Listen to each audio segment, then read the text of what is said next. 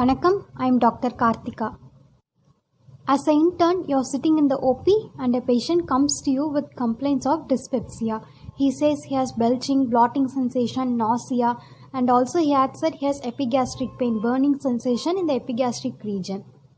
So if a patient comes to us with complaints of dyspepsia, first exclude certain things, whether it is due to GERD or he is under any medications or it is biliary pain. For GERD, we can ask for reflex symptoms. After excluding this, we can evaluate further. So for evaluating, two things should come to our mind. What is the age of the patient and does he have any alarm features? So what are the alarm features?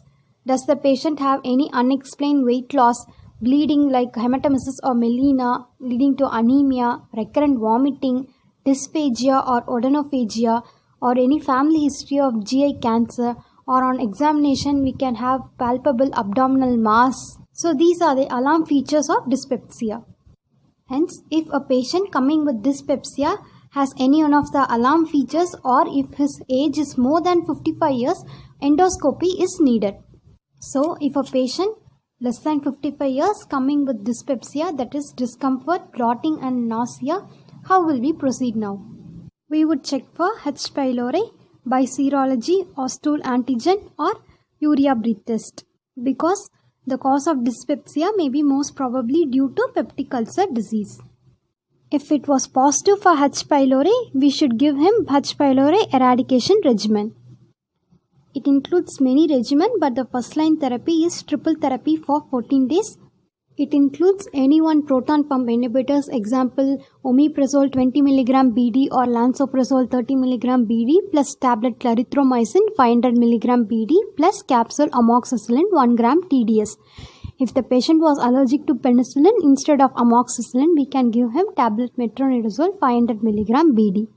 Along with this, lifestyle modification should be advised.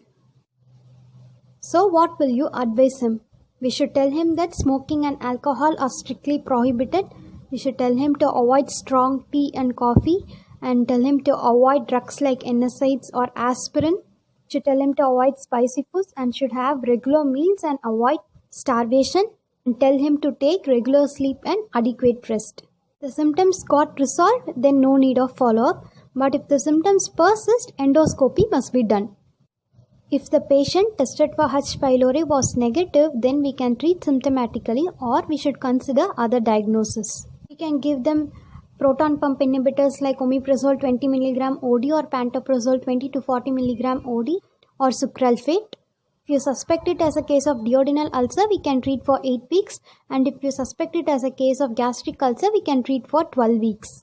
Duodenal ulcer means the patient might have given the history that his pain is relieved after taking food, but in gastric ulcer the pain will be aggravated after taking food. And here too we can advise lifestyle modifications.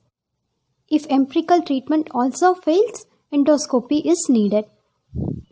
Other causes of dyspepsia may be due to acute gastritis, gallstones, pancreatic, hepatic diseases, renal failure or NSAID use, anxiety, alcohol, depression, and it goes on.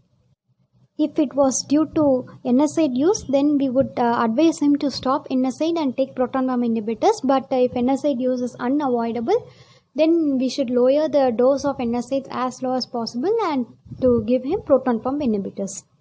In endoscopy, we can look for any ulcer, mass, or we can take biopsy to look for H. pylori growth or any malignancy.